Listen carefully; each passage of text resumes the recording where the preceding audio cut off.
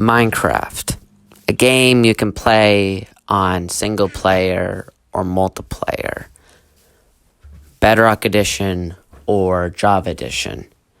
Personally, I use both Java Edition for mods and servers, while Bedrock Edition I use to play on realms. When I'm on these realms, if there's 4 or less people, things seem to be going fine. But any more than that, that's when problems start. See, when you have more people on a server, more problems can happen. People might split up into groups, have different ideas, might want to grief or steal. Now, this might not happen all the time, but in some cases it can get so bad that you might need to make a government and punish the stealers, the griefers, the betrayers. And what are you going to do? You build a prison. Now, I've been fascinated with Minecraft prisons for years, trying to make the most inescapable prisons, and recently I have seen some very interesting prisons, and there's a problem with almost every single one of them. The bed is right next to the cell. If someone breaks the blocks required to get to the bed and they break it and then die, then they can escape the prison. How do you avoid this? Well, I think I may have made a design of a cell that is completely inescapable and avoids all of these factors. So, my design works like this. There's a shaft that leads down into the cell after you click onto the bed. There's 4 constantly moving blackstone blocks. The cell is self-replacing, and it's underwater with the conduit effect. Everything is self-replacing except here, which leads to the shaft, which is incredibly hard to get through. Even if you do get through it, this blackstone door will never ever be mined, because you would have to be constantly jumping in order to stay at the top of the shaft. So it's inescapable. Okay, so you should have a design like this. As you can tell, these are all cobblestone generators. I'll be constantly generating cobblestone. Pistons are right under here. The repeaters are facing them. And as you can tell, I built a large redstone clock around here. So when I put this redstone block here, it's going to start moving up all the cobblestone. Alright, so this is as high as it can reach. 12 blocks above the initial platform. As you see, we have this second cobblestone generator. There's this redstone clock with these pistons running. The cobblestone generator right over here. So what this is going to do is it's going to push out cobblestone. That's going to be brought into here.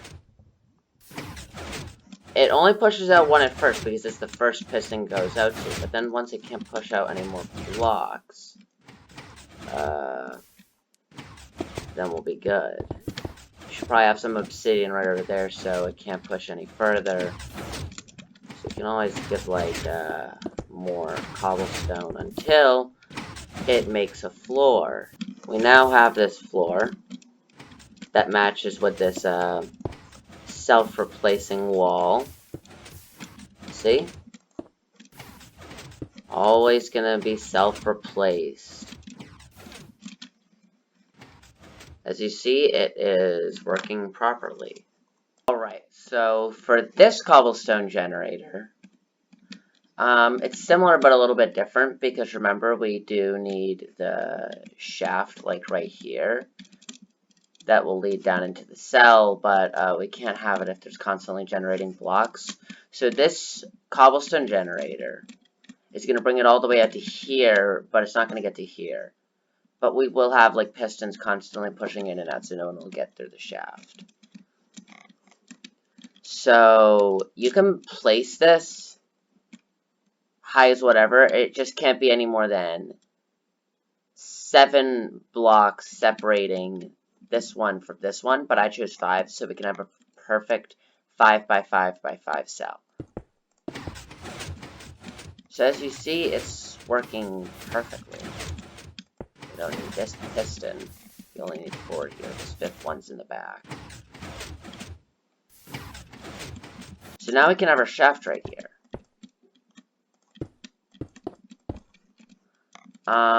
This is probably the only part you'll ever need, like, sticky pistons or anything. But, we have 4 pistons on that design over here. But, technically, you could have as many pistons as you want. You just probably shouldn't just have 1. The more pistons, the harder it is to go up the shaft. Now, when someone unclicks their bed, they'll just be dropped into the cell.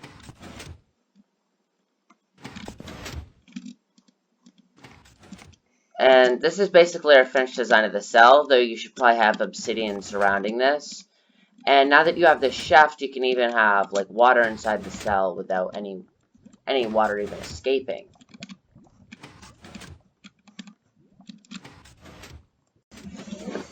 Now, this design, how does it work? You should probably have also bigger redstone clocks so you don't have this happen. If you have that happen, it's a very big issue because then it'll stop replacing itself. So you should probably have bigger redstone clocks so minimize the chances of that happening. Preferably more than 6 redstone meters. But what does this all do? What do these levers mean? So this one actually activates a conduit down here. I don't know if you can hear it, but we'll go down into the cell. So if you ever want to escape a prisoner, put them on here. Deactivating the conduit will kill the prisoner, by the way. So as you see, there's 4 pistons pushing us into a cell. There are no blocks that can be broken with your bare hand and will be given back to you, so you can obstruct any of these blocks. Also, in survival mode, even without mining fatigue, if you're underwater with your bare hand, it'll take almost 21 minutes to break a block of obsidian. Like, it'll take 21 minutes to break these obsidian, but the cobblestone being placed back will obstruct you doing that, and it'll happen immediately, so there's no escape there. As you see, there's these pistons constantly pushing in and out blocks. And remember, even if you make it to the top of the shaft, you can't break this door because you can't mine while jumping. Now, for a visitor to enter the cell, they will have their spawn point set to somewhere else close to the cell in the prison. The door will be shut and they'll be dropped into the cell. Now, for a prisoner to be entered the cell, remember, in Bedrock Edition, when you click a bed, the spot you're standing on when you click on the bed is your exact spawn point in Bedrock Edition. Meaning, if I wanted a prisoner inside my cell, then what I would do is I would flick this lever. They would stand right there. They would sleep in the bed. They'd be woken up and killed.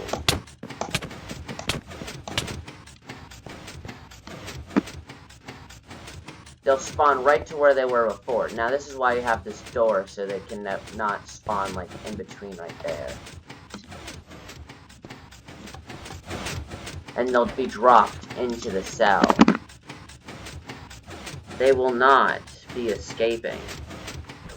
If you wish to have a prisoner leave the cell, or if one of the machines are broken and they're breaking the obsidian, then you can just kill them by turning off the conduit. If you want them to leave the cell after they die, then what you will do is you're going to flick this lever so they spawn right here. It takes about 30 seconds for them to drown once you turn off the conduit. Once they drown and they respawn and you flick that lever, they'll spawn back up at the top if you have the door open. Then they can get out. Now with the old cell, the problem is that tools, if smuggled in, can be very useful and break your bed because the bed was too close. Another problem is being able to use other blocks to obstruct the cobblestone.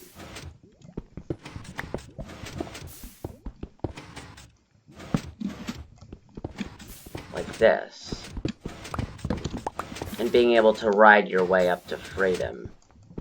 Now, in my design of the cell, you'll be given no blocks that are solid to obstruct the cobblestone generators. Also, you are so far from your bed you can't even get up.